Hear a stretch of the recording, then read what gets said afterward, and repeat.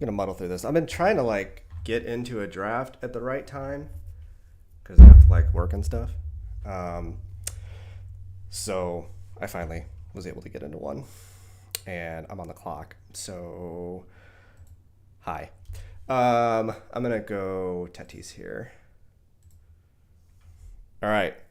Wasn't my intention to just jump into one immediately. I was trying to figure out how to embed the link to the stream on Twitter, but I'm an idiot and I can't remember how to do it. It's been a long time. Anywho, or figure it out rather. Um, so we're in the bullpen, and this is going to be my 23rd draft so far. Um, Pardon the crudeness of my overlays. This is the first time that I've done this in a very, very long time, and I've never done a best ball stream before. Um, so yeah, this is one of the first times I feel like I've drafted in the first like 4 or 5 spots in a while. So it was kind of nice to be able to start with one of those like elite bats. I think the fourth spot or maybe fifth spot is kind of like my favorite right now because I feel like you can't really go wrong in those spots. But when I look at last year, what happened in those top 3 picks, it was always or almost always one of Acuna, Judge, or Soto going in the top 3. And it's the same thing this year for the most part. Um, but when I look at the value that I think we were getting on Acuna last year as kind of like a bounce back, could go absolutely nuts type of play, I kind of feel that way about Tatis this year. Um, he's got that power speed profile, and that offense he hits in is, well, it should be elite. Um, we'll see what they do with Soto, but it's definitely looking like they're going to trade him, which is crazy. Um, Really interesting. Strider and Cole going back to back in the first round. I legitimately don't think that I have seen that a single time this year. Um, so that's a way to start. Um, I mean, if I'm this dude in the 12 hole in this draft, I double tap Jordan and Tucker, and I don't even think twice about that. That combination's probably pretty tough to get, especially now. The ADPs have, I don't know, they're not efficient yet, but why isn't this tracking? Hold on a second. There we go. So Jordan Alvarez is still there at 18. This is a choice by our lovely draft room. Did he die? What's going on here?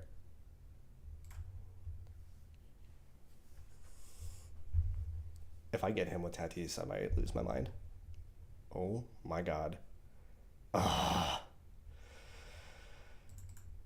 you know, that was too good to be true. I'm just gonna pair Tatis and Trout.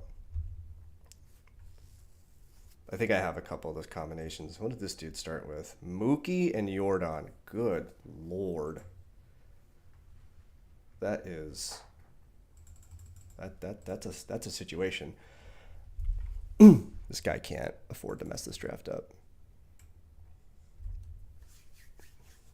All right. So anyway, we dropped right into this thing. So my name is Jason, aka Woo Woo J Train.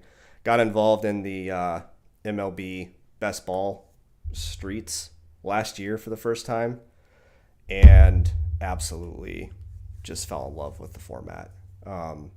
It's so great of a format. Really enjoy doing the drafts. Really solid community in this best ball space. Few of the guys that I follow in the space. The first person I ever watched was actually Dark Sheep. So Dark Sheep was the first streamer that I ever watched do a draft. And I think through him, hold on a second, we're on the clock here. I think I'm gonna go. Man, Vlad feels like kind of a steal in this spot. Does he actually have the power that he's supposed to though? I'm asking that as a genuine question. I'm gonna go Rosarena. I'm probably gonna regret that. It was a snap pick. I'm having this thing. I don't know if you guys have ever done this, but like on whenever I do drafts on my desktop, I feel like when my pick starts, I only have 22 seconds as opposed to 30. That's kind of annoying. It's probably a settings thing that I'm not smart enough to figure out how to fix. But in that spot, I probably should have just taken Guerrero there just for the potential upside that he has. Um, he's a very interesting case. We'll talk about him a little bit later. But going back to kind of watching people in this space, Dark Sheep was number one. And then through him, I think I heard about the Badge Bros one way or another. I heard about the Badge Bros and watch those guys all the time. Really great community in there too. Just, kind of talking through and bouncing ideas off of each other for like draft strategies and all that jazz. Very, very welcoming group of people. Of course, we got our guy Baseball on Twitter, B3ISBOL, comes out with wonderful little spreadsheets for us to use based on, steamer projections are out there right now. But ATC, I think, is one of them. And then the BAT, obviously, is another. So as we get deeper into draft season and the projection systems start to come out, we'll have more and more data to go off of. So right now we're pretty much just kind of like drafting off vibes. What feels good. But I definitely am using steamer projections to kind of like settle a decision. So probably going to regret that third round pick of a Rosarena over Vlad, but I kind of panicked, so it's okay. Very obviously right now, and this is going to hold true through the entirety of draft season, but outfielders, it's just so shallow. Outfielders way more shallow than infield is. I think we kind of knew that, or at least figured that out in mass last year. And that kind of evolved over draft season, but this year it's like, we saw it in the first round. This draft was a little weird because we had two pitchers go in the first round, which I've never seen. But there's just this massive run on outfielders in the first round. It's really hard to justify not taking an outfielder, in my opinion, if you're in the top 10 picks. If you're 11 or 12, you got to hope that one of them falls to you. And we've got a pick coming up here. So I started Tatis, Trout, or Rosarena. I'm kind of wanting Trout to just actually be healthy for once and just dunk on everybody. Just kind of remind them that he's Mike Trout.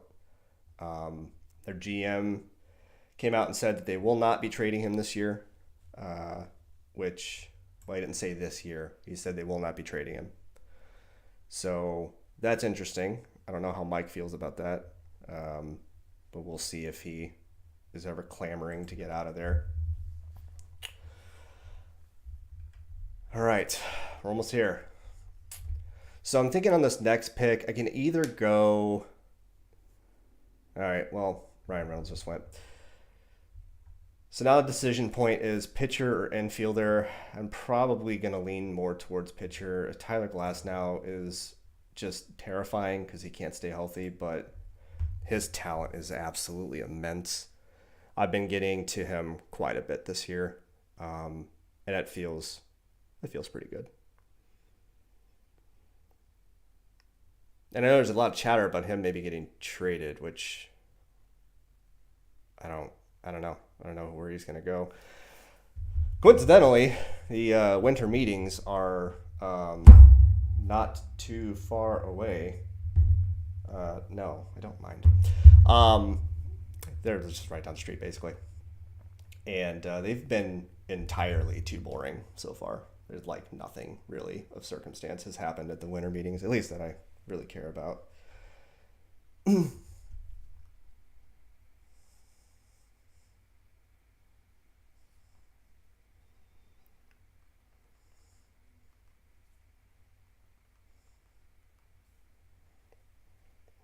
All right. My guy over on Twitter, Fantasy T-Ball, helping me out here. I don't know if you're here right now. If you are, thanks for choosing to hang out here. Of all things you could be doing, you're hanging out here, which is awesome. But I'm a freaking donkey, and I couldn't figure out how to share my link right on Twitter. And this draft was like right about to start. It's just like, F it. I'll just send a tweet, whatever. This stream is probably going to be a train wreck anyway, because it's the first one. And I'm just frazzled with the draft starting. I've been trying to do this for a couple weeks. God, I kind of have to take Goldschmidt here, don't I? I don't have much goalie, so let's go ahead and do it for the exposures. Yeah, I've been trying to do these streams for like a week or two, but I just can't. I couldn't get my schedule to align with when the drafts were going to fill. If you're in these drafts, you know they take quite a bit of time to fill up. So, let's see.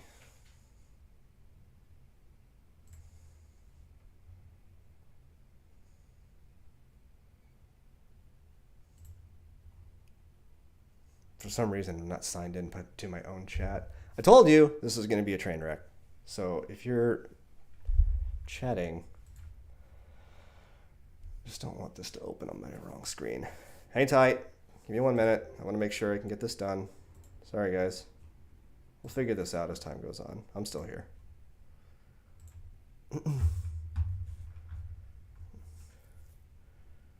Got it. Okay. So I think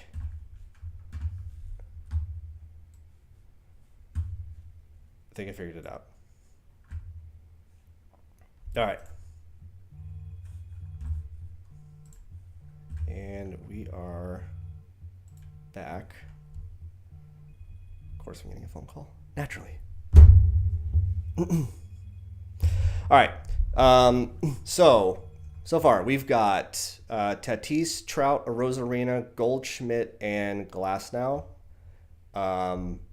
I really like this particular construction as a build because outfield is just so hard to get to. I've been really trying to get like a 1-2-2 or a 1-1-3 type of build out of the first rounds lately. I think having just an elite infield bat or two early on can be really, really, I think, helpful because those guys can score points in bunches. I don't love Goldschmidt this year. He's a year older. That Cardinals offense isn't exactly amazing. We really need to see a bounce back year from both him and Arenado. Like, they didn't have bad years, but when you look at I can't click his name. When you look at his like underdog points for the last 3 years, I mean, he won the MVP in 2022, so he put up like almost 1,700 points, I think, and then last year it was like 1,350-ish. So it's quite a drop off there. But he's just such a consistently good hitter that I think he's good. Hey, Noah, what's up, man? How's it going? Thanks for popping in. Yeah, I don't know, dude. I just watch Sheep and the Badge Bros, and like, it just looks like so much fun. So we'll see. I'll obviously do this one. It's gonna kind of be a train wreck because it's my first one and I had to rush into it. But let's go ahead and take. I still think there's value in this Tarek Skubal ADP. It has rocketed. He was in the 200s when we first started. But he's got the stuff to be a top 10 guy. I think we're kind of getting close to the point where I really got to maybe back off a little bit, but I think there's still some value in that ADP. But again, Noah, thank you for stopping by, man. I really, really appreciate it. You could be doing literally anything right now, and you decide to come hang out. So great. I am wearing my Underdog shirt. I'm too short, but I got this shirt as a giveaway from the Badge Bros. So I figured like first stream I gotta rep the Underdog shirt. And no, I did not paint the wall behind me the Underdog colors for the stream. It's how this room is. So I think we're gonna go ahead and take Jorge Soler, maybe. I'm gonna do it. I'm gonna go with Soler. We're just gonna be brutal with our outfielders. So here's again just to kind of recap where we're at. We got a 2-1-4 build so far. This draft started kind of weird. There were like Strider and Cole went back to back, and I have not seen that happen. Excuse me, in the first round. So that was interesting. Our guy at the end here had the opportunity to take Jordan and Kyle Tucker and elected to go Olsen Harper, which is totally fine. But if I'm in that spot, I am just like as quick as my fingers can move, selecting Jordan and Kyle Tucker.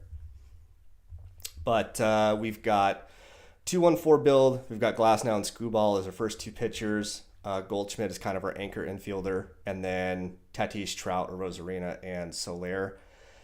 When I picked a Rosarina, it was kind of a spazzy pick. I did have Vlad Guerrero available to me right there.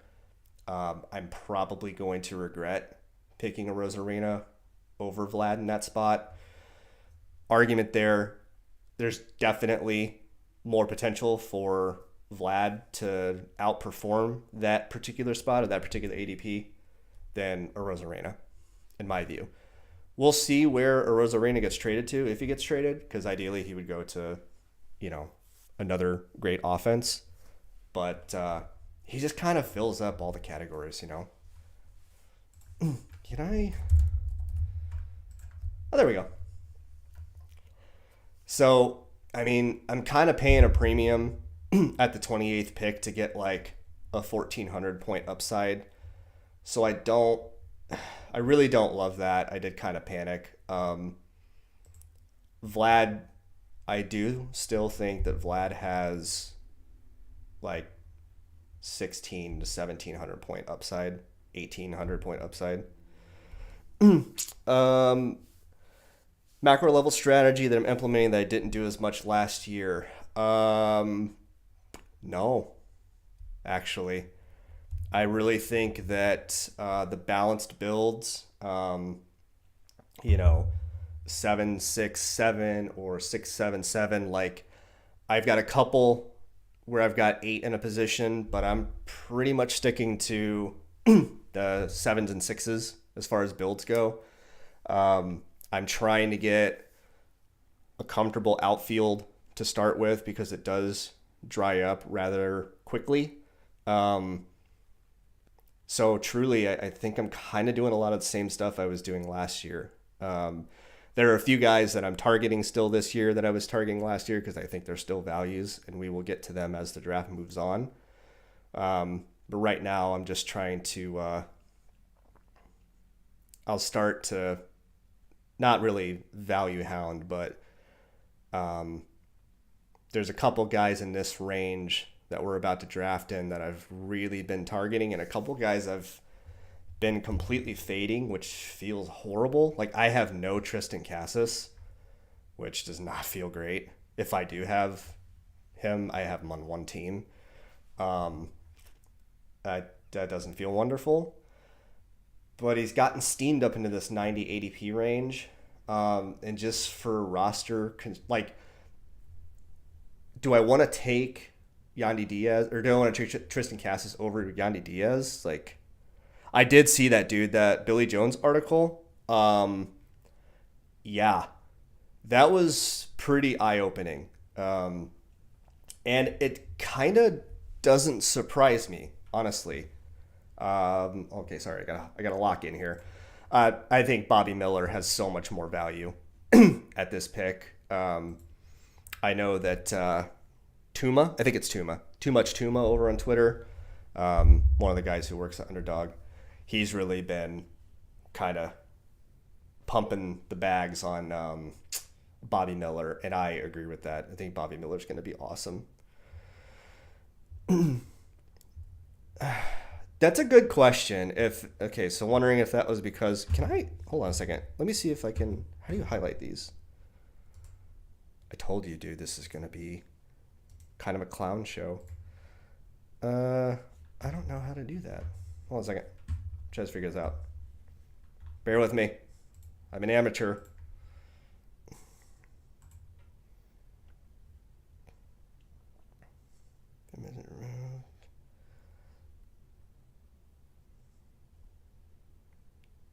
Is it pinning? Did I do it? Did that work? I don't know, man. If you saw that pop up, your message, if you saw it pop up, let me know. I don't know how to do it. Let me make a pick real quick. What to do here? I definitely think that there's some juice in this Rodon ADP. All right, Eloy. I really hate myself for doing that. All right, so didn't pop up on stream, but was twin pin at the top. Okay, I mean, I guess that's kind of right. Dang. I don't know, man. I'm sorry. I'll figure it out. I appreciate you understanding. I'm not going to start a poll. All right, anyway.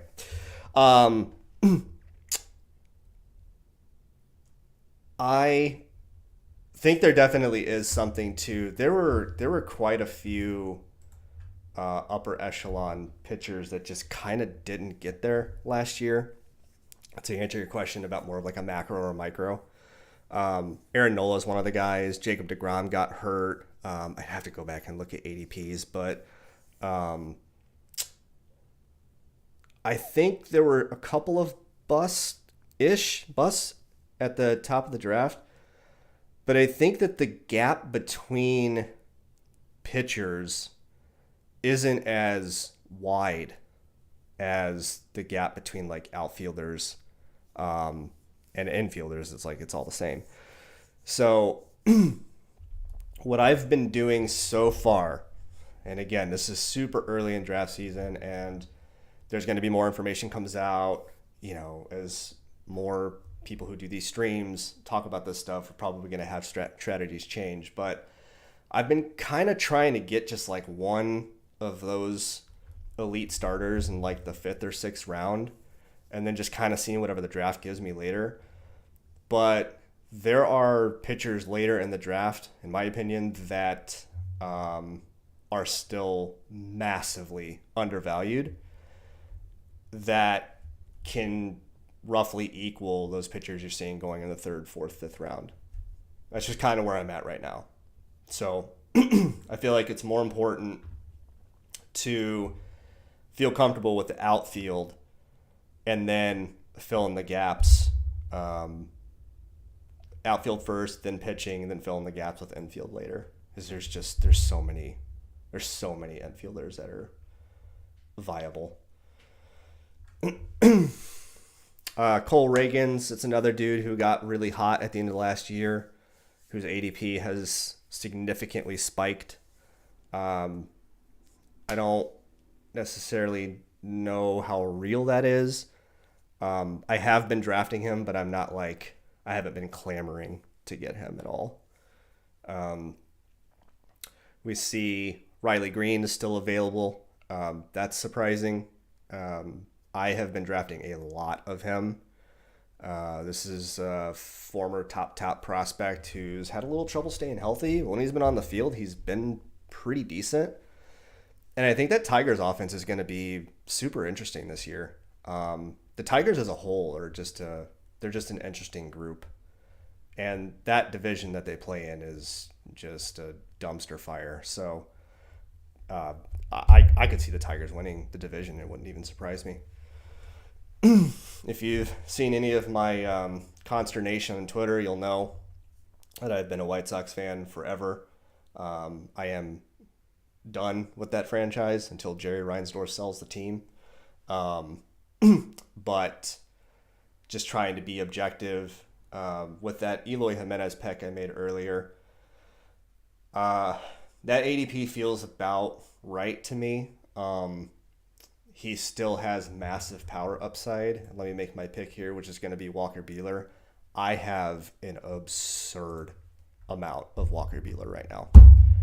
I think I'm pushing 60%, and this is my 23rd draft.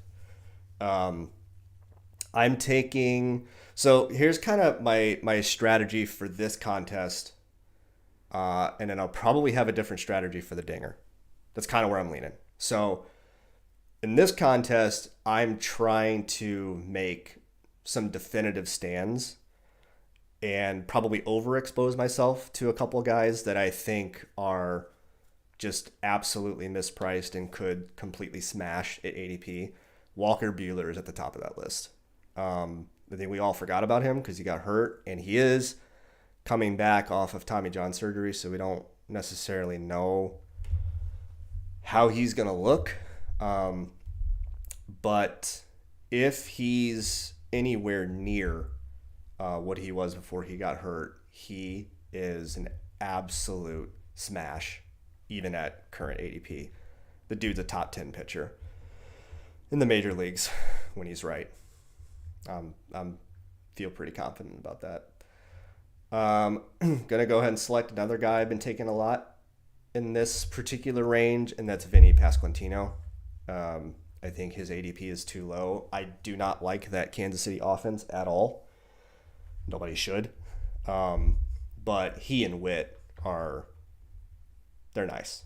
So I've drafted quite a bit of Vinny Pasquantino. I don't really like any of the outfielders in this range. So it's more of a construction thing. Usually by this time, hopefully, I've got an outfield that I feel really, really good about, and I need some infielders. So Vinny's just kind of there, and I think he's a potentially great value at that spot. Looking at the steamer projections, so earlier I talked about our guy Baseball over on Twitter, again at I believe it's B3ISBOL. He created a sheet essentially as soon as the steamer projections came out that converted, to Underdog scoring and kind of ranked them or whatever. Vinny Pasquantino is one of those guys who, using those projections, is still massively undervalued. But in this range, I mean, JD Martinez doesn't do anything for me. Estuary Ruiz, he's a solid player and he's going to steal a ton of bags, but I gravitate more towards guys, usually, who've got power. I think home runs, you need home runs to really string together a nice little spike week. Nootbaar's kind of risen. I've drafted a little bit of TJ Friedel. He's just, I think, maybe a solid hitter in a great park.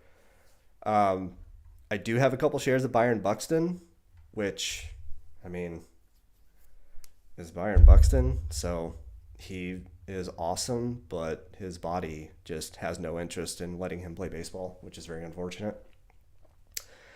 And then Joey Meneses. So I've seen a little bit of of chatter about him playing through. I saw a tweet today, and I don't remember who it was by. And I didn't really have time to look into it. But it was saying that he was playing through an injury in the first half of last year. Then the second half kind of had a bounce back with his power. I still don't know that I'm a believer. But if you want a guy who's capable of spike weeks, I think he's on the list because he does have great power. So at least that's what we've seen in a limited sample.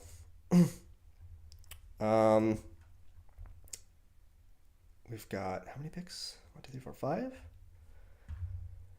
Looks like our guy Chaz McCormick has rocketed up the ADP board here. He just got news today. He's going to be an everyday player. a guy I've been chatting with on Twitter, Fantasy T-Ball. I'm always saying this because he tweeted it out. He didn't DM me, but he's been drafting quite a bit of Chaz, and in hindsight, I think that's a big mistake on my part because I kept seeing his name and thinking it kind of feels like he's going to be more of a regular presence in the lineup this year. And he's going to be an everyday player, and he's got a power speed combination. So I definitely think that the jump in ADP is warranted. And we're kind of getting to the dice rolls in the outfield already in the 12th round. So I've got 5 outfielders right now, so I don't know that I'll go that direction. No, I appreciate you stopping by, man. Thank you so much. Check it out after the fact if you can. I'll find a way to post it and leave it up. But I appreciate you stopping by, man. Thanks a lot. And see you on the next one, whenever that is. Thanks, buddy. Appreciate you. All right.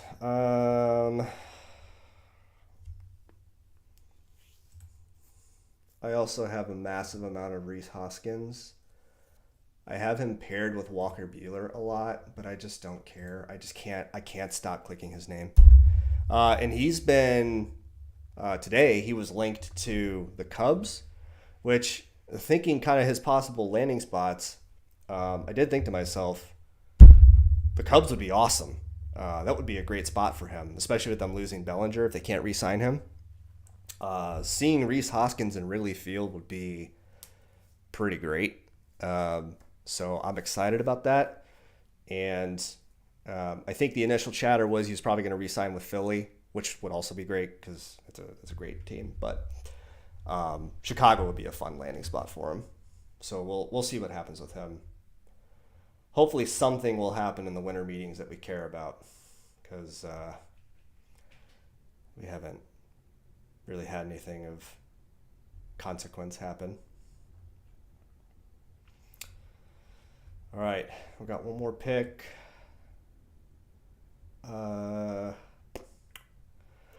Let's see. We got 4 starters, 3 infielders. You know what? I'm just going to go ahead and take the Chas McCormick thing and I'm going to shut down outfield. So I think this is where I'm going to wrap outfield. Tatis, Trout, Arozarena, Soler, Eloy, McCormick. Definitely some injury risk with Trout, unfortunately. But man, I hope he comes through this year, stays on the field, and just reminds everyone. Because I think we forgot. So I'm kind of excited about this ADP. It was kind of funny when I did my very first draft. I think I got the 4th pick, and I got Soto, and then I got Trout on the way back, and I was like, oh, nobody's going to get this combination, and just completely and totally underestimated the drop in his ADP, because I think he started with an ADP of 12. So he hasn't dipped that far, but there has been a little bit of a dip. And then we got Arozarena, who's just kind of consistent. I don't like that pick because I picked him over Vlad, and it's probably not smart, but whatever. Then Soler, Eloy, and Chas McCormick. I think I'm going to shut down outfield and probably go 7-7-6 on this build. We'll see. So, the thing I love about these drafts is, you go into it with a plan, a general idea of what you may want to do. And then you just kind of pivot, whatever the room gets you. I think going into it with kind of an optimal, thinking something is optimal, a different build or whatever. But if I'm in a room where it's just all outfielders going way ahead of ADPs or whatever, I might just make that one of my heavy infield builds and try to make up outfield later with volume. I didn't really have to do it in this draft. I was able to kind of start a little balanced. So I've got 3 guys in the infield who are big, beefy boys who hit ball far. So I feel good about that. I like this staff so far quite a bit. 7 picks away. I don't know how I feel about these pitch. I have no Lucas Giolito, and that doesn't bother me at all. I've seen him pitch enough with watching enough Sox games that he's one of those guys who can kind of have like a spike game, but his spikes they're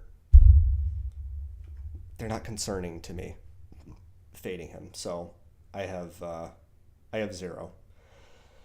I don't know if that'll change, but I don't think it will. So we're probably looking at an infielder with this next pick. Pitcher gets kind of ugly too, so I might have to kind of roll the dice on one of these dudes. I have a little bit of Braxton Garrett. Like, I think he's fine. I think Bailey Ober is intriguing in this spot. He should have an everyday. I mean, he pitched game 1 in the playoffs for them, so he's definitely going to be in the starting rotation. Well, that's not a question, obviously, but he'll be the 1 or 2 there, I'm sure, especially with Sonny leaving. I don't know what to think about this Michael King thing. Like, he went absolutely ballistic toward the end of last year. I don't know. I feel like I need to, like, take a deeper look into him, into why that happened. I think I'm just going to go Bailey Ober here. Minnesota knows how to churn out some pitchers, don't they?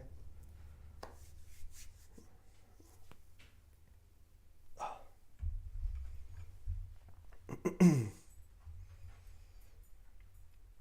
going to have to probably stop myself from clicking on a name here in a minute. I don't know if I can, though. I don't know if I have the willpower, the strength to not click this guy's name.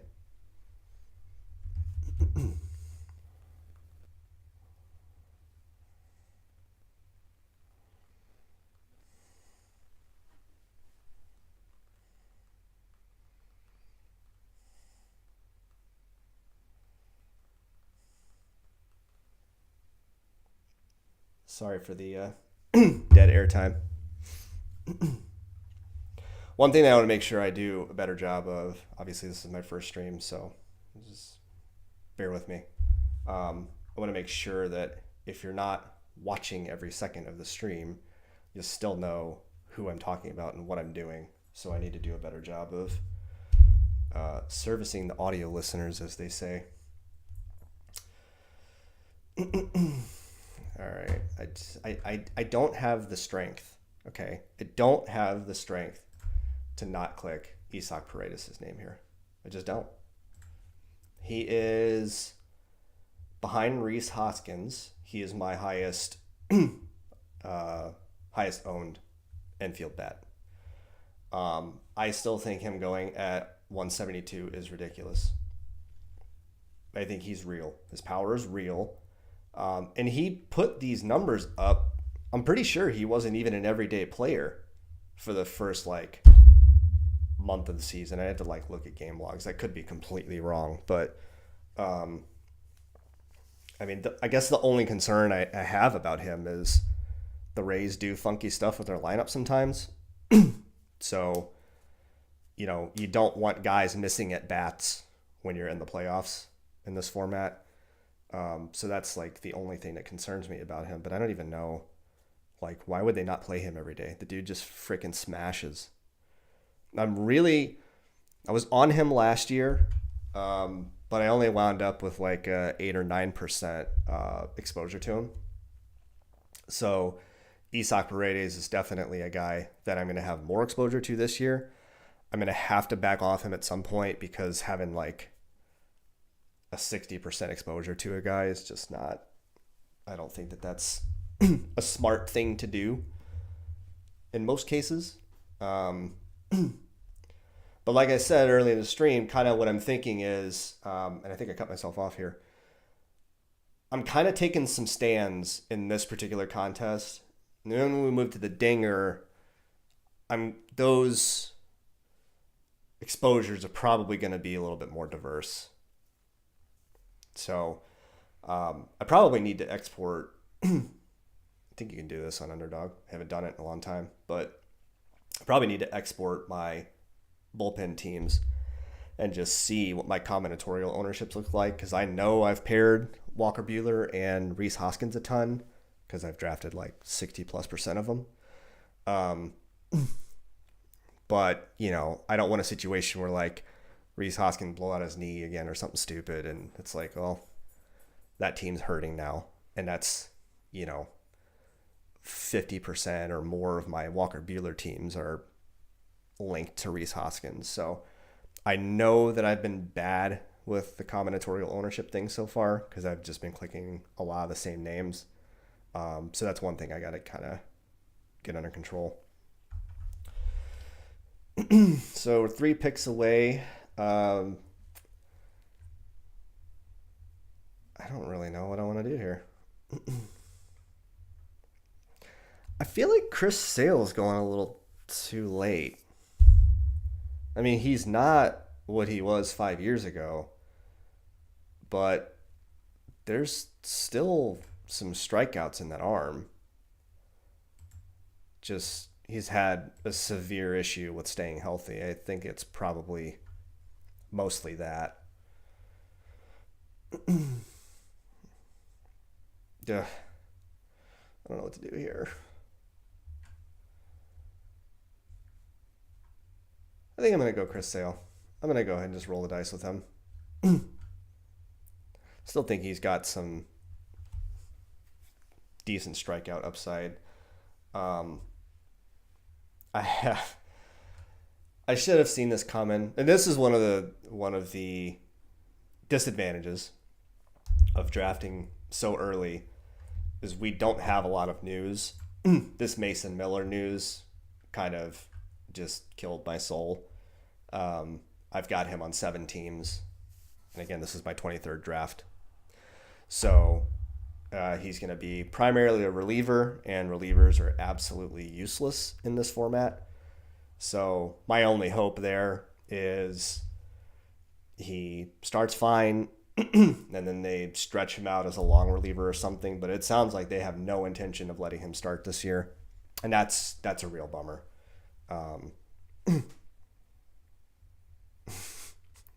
This is funny.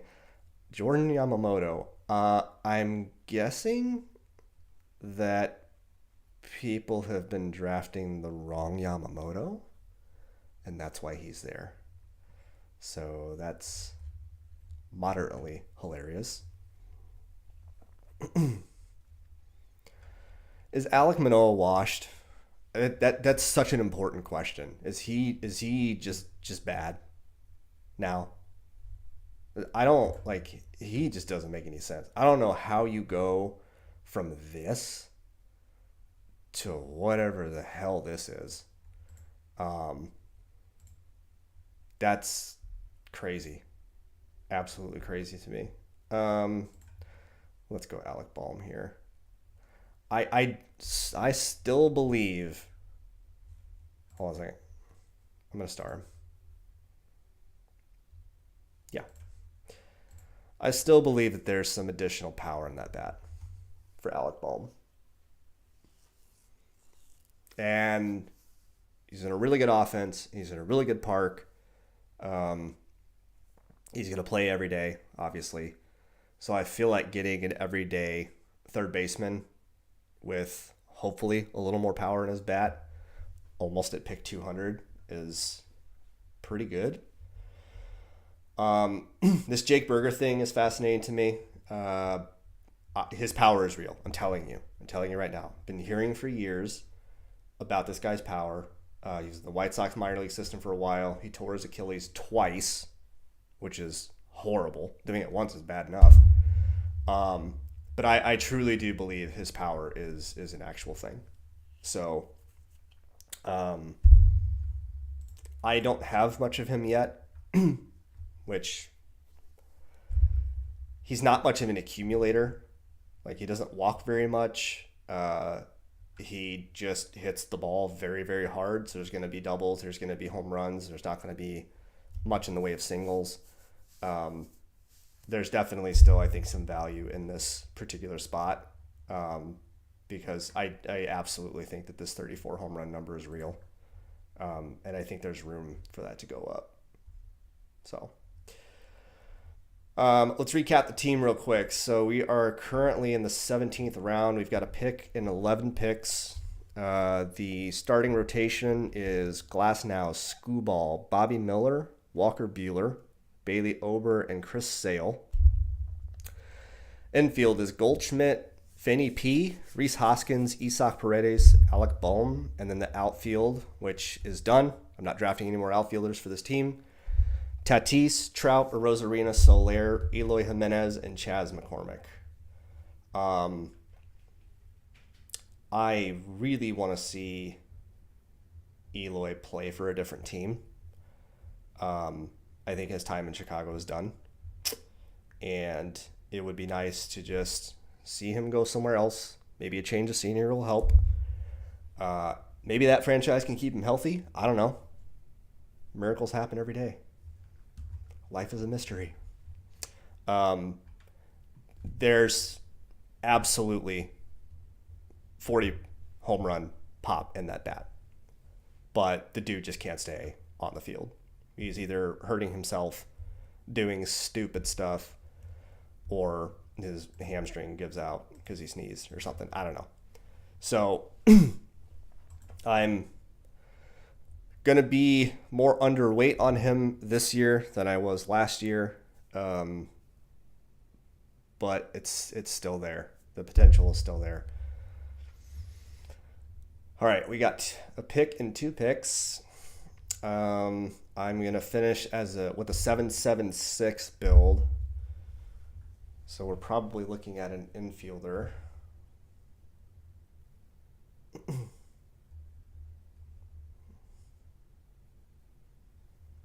This Robbie Ray thing is interesting to me. I think it's generally a mistake to pick a guy who's going to miss until August. But if you happen to get him through, it could be awesome. Man, I don't really like my options here. I definitely think that there's a little more juice in this Anthony Rizzo ADP. I don't have much of him, but you know, a left-handed hitter with power in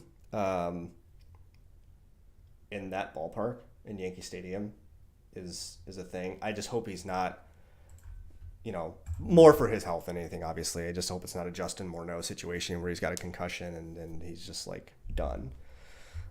Dustin in chat, if I don't know, I'm a freaking donkey. This is my first stream over here, so I'm sorry I don't know how to highlight your message, or else I would.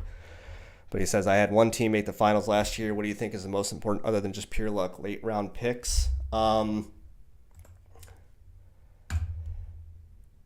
Yeah, I mean, you got to have guys who can have those spike weeks.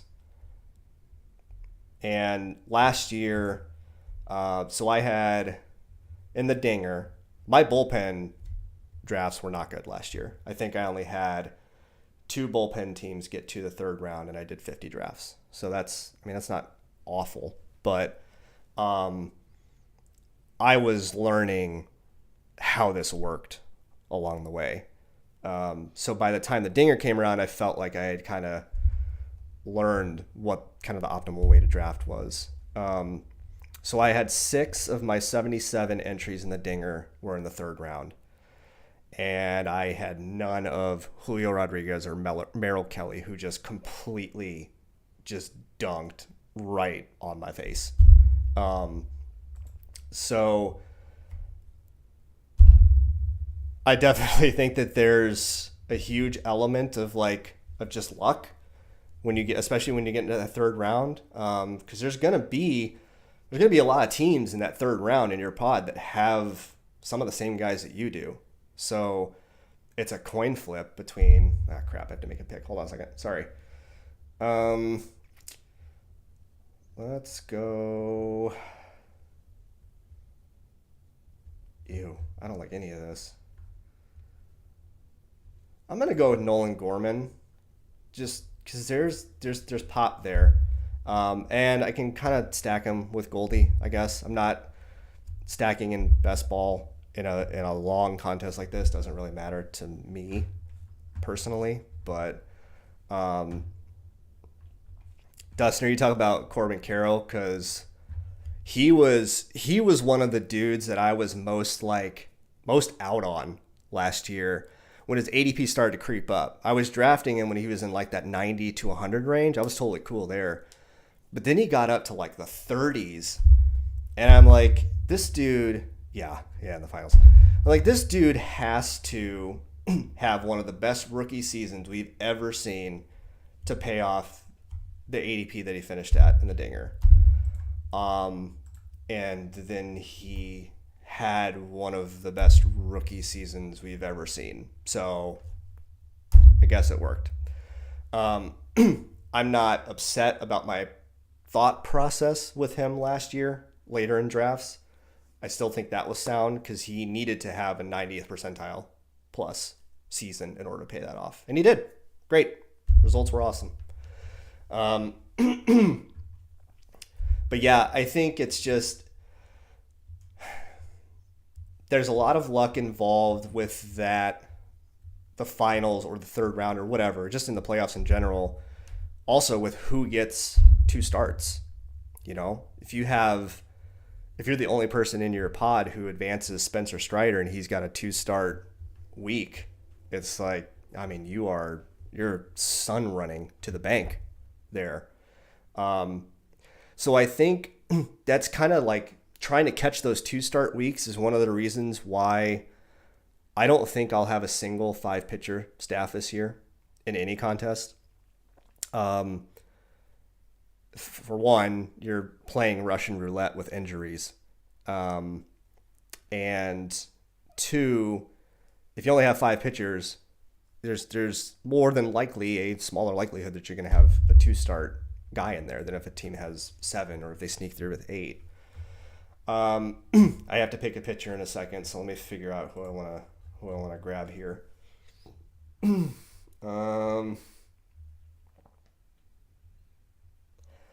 I've been picking Edward Cabrera quite a bit with my last pick.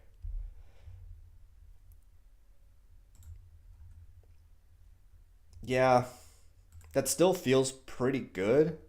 I also have been going back to our dear friend. We know and love him. Aaron Ashby, who was kind of a hot name early on last year, and then he got hurt. So I think in homage to my bullpen teams last year, I think I'm going to go ahead and go with Aaron Ashby as my last guy. The strikeout stuff is there. I can't imagine he won't get a rotation spot. I think that would be insane. Hopefully I don't get Mason Millard with him and Milwaukee's like, yeah, we'll just use him out of the bullpen. I'm like, yeah, son of a. But I think I'm going to go with Aaron Ashby. Let's do it. Let's have some fun.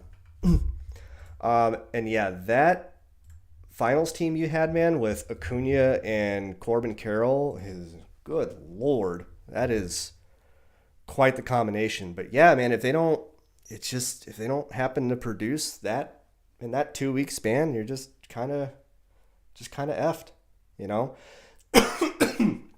So I think drafting optimally all year, which currently my thought process is staying away from any 5 guys in one position, is I'm staying away from that. So Staying away from 5 pitchers, staying away from 5 infielders, outfielders. I think that's super risky. It can absolutely be. Let's take a look at this draft that we just finished, just to recap. It's a 7-7-6 build from the 4 spot. And again, pitching staff is Glasnow, Skubal, Bobby Miller, Walker Buehler, Bailey Ober, Chris Sale, and then our dear friend Aaron Ashby. Infield, we've got Goldschmidt, Pasquantino, Hoskins, Paredes, Alec Boehm, Anthony Rizzo, and Nolan Gorman. Those last 2 infielders for me are kind of weird because I don't really have any of them, but I don't know. Let's get some exposure to them. And then the outfielders, Tatis, Trout, Rosarina, Soler, Jimenez, and McCormick. So that's where we're at. I will go ahead and show you all my exposures too. I was going to do this before the stream started, but I just kind of had like panic start one. So this is where I'm at with my exposures. They haven't updated that most recent draft. I did. Oh, there we go.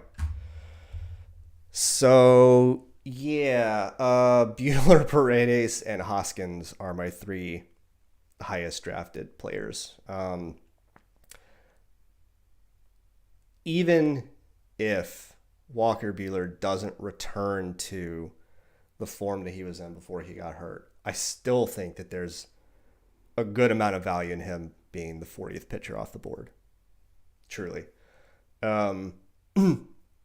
So I've been drafting him since day one. Paredes, I just can't stop clicking his name. I think his power is real. It'll be interesting to see if he gets traded. Who knows? Something might happen at the winter meetings. I don't know. We'll see. It's been insanely boring so far. And then I'm back on board the Taylor Ward train. This is just not going to end. You know what? He was looking fine last year. And then he got hit in the face. Like, what are you going to do? Right? So that sucked because I had quite a bit of exposure to him last year as well. And I do think that there's some value there. He should be in the lineup every single day too. So, and then Vinny P, Tyler Glasnow is my second highest owned pitcher. This one is just max pain. Mason Miller. And again, talked about earlier in the stream, this is one of the disadvantages potentially of drafting so early is we just don't have access to all of the information. So based on how he was used, the little bit that he was used last year, thought it was a possibility he could be in the bullpen. Didn't think it was going to happen. Thought they'd make him a starter and loved his value if he was a starter. He's going to be in the bullpen. He's probably going to work as their closer, maybe. They say could work as a closer. In which case he's completely useless because relievers are useless in this format. So that kind of stings. But, that's just what happens when you draft early. You take some risks and sometimes, you lose 7 teams. You lose a pitcher on 7 teams immediately. I feel like Max Fried's kind of being slept on projections. Steamer doesn't really love him necessarily, but he's just kind of one of those guys who's just really good at pitching. So I'll take it where he's going. And then we've got, a pretty good exposure to Mike Trout as well. 26% right now. We'll see how his injuries hold up if he can actually put together a full season. But we'll look at the pitchers list. I was trying to draft a lot of Kodai Senga early because I think he's just awesome. Just really, really awesome. So that's interesting. And then Tanner Bibby? I don't know. He, I feel like he goes a little bit too late as well. So Hunter Green is one of those like spiky pitchers that I want to have in my on my roster who can just, get absolutely tattooed one day and then strike out like 14 the next. So I like him just as a spike week type pitcher. But then we'll look at the infield. Been taking a lot of Jorge Polanco late. I actually forgot about him in this draft. I don't even know if he was drafted. I wasn't really paying attention. And then the top exposures on the outfielders. So kind of what I'm looking at right now. That was my 23rd team. So we're almost a quarter of the way done. Probably going to do 100 of these. And then I'm thinking about doing maybe 100 drafts in the dinger. So draft season is going to start heating up. I manually draft every single one of my teams. I don't know that I'll ever like just let rankings take the wheel, but I also haven't done this many drafts before. So we'll see how it works. But yeah, I think that's going to do it for this one. So, bear with me while I kind of learn how to do that. Like, dude, I didn't even know how to like embed a link in Twitter. Like, that's just embarrassing. But I'll figure it out because I'm not an idiot. Well, I am an idiot, but I'm not stupid, hopefully.